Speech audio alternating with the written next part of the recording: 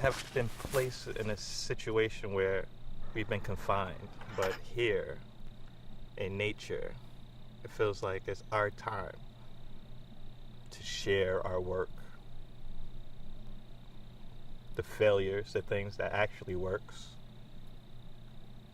and have perspectives from people on their own turf from all around the earth.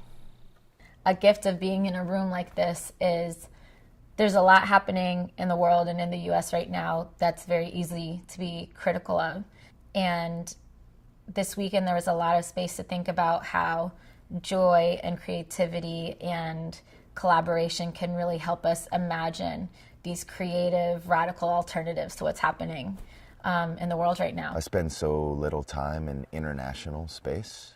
I live in a place that is really deeply influenced by a number of different cultures, but we sort of all consider ourselves to be from New Orleans or from America. And hearing from our colleagues who do this work in Manchester, in Great Britain, in London, just really illuminated to me that while we're talking about similar issues, we're really approaching them through very different lenses. So, I'm from the UK.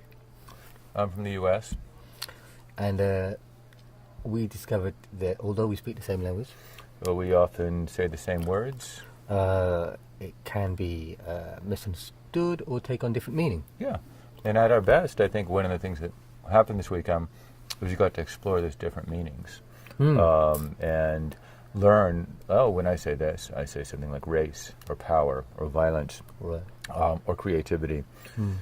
I think I know what it means, and I know what it means for me, but I'm like, this whole other way of thinking about that. Yeah. We've talked about a lot of stuff. A lot about race, which of course is an issue in Britain, but it's not so sharp. Maybe because the British are more polite, so it doesn't feel so. And we don't have guns, so that's also, it's not so scary. Well, it is scary, but it's not so scary. I don't think I'm going to be killed because I'm black. Part of the reason why it's been such a powerful weekend, it's certainly been powerful, is because within the same language that we use, creative as well as actual language, if the meaning is being changed and actually your worldview is being shaken a little bit, Right. if peacebuilding through art doesn't mean the same thing to me as it does to Right. you, or white supremacy doesn't mean the same thing to you as it does to me, then that's really shaking your foundations. Yeah. And that's kind of, when you think about what art can do, what art can do is change fundamentally definitions. It changes perspectives. It says, I looked at this same thing or this same person or the same culture for 25 years, and then now I have to look at it differently. I just find myself really appreciating the space of reminding myself, what does it mean to be an American? What does it mean to live in the United States of America? As critical as we all are of this country, I think we can't see it for what it is sometimes. And similarly, how I think of Great Britain as being this particular place. Sonia and the group from Manchester led this exercise where everyone drew out where they were from.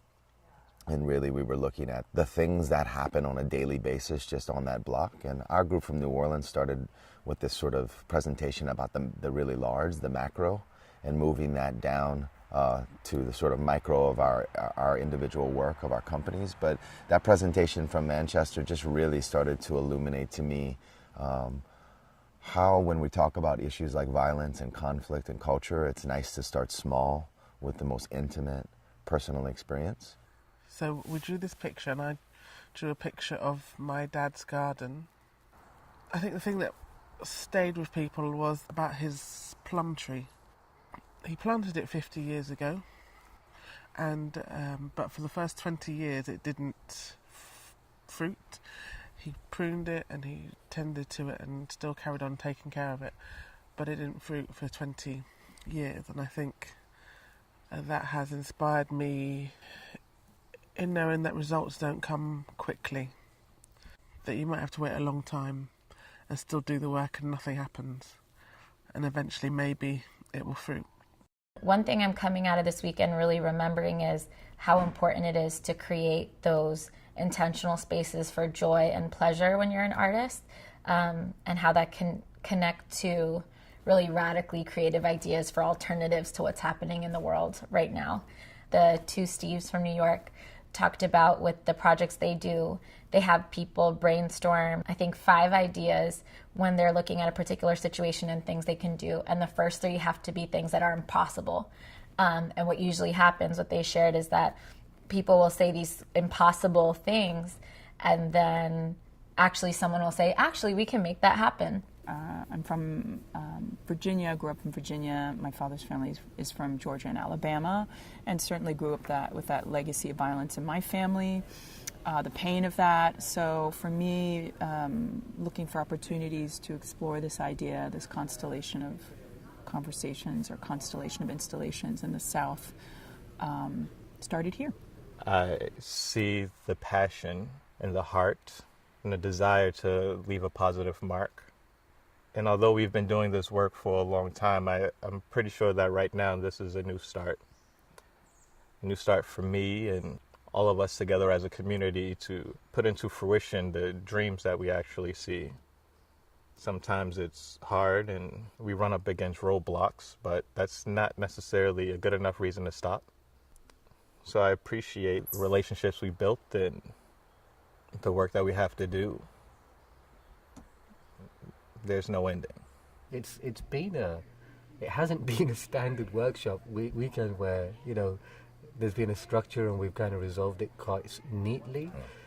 But perhaps if we think of this as, not just a 48-hour experience or however long it's been, but, what was necessary to begin this journey, then I think it's been a success, actually. And the other thing is the success is I taught him how to chew straw. So he can be an American now. American.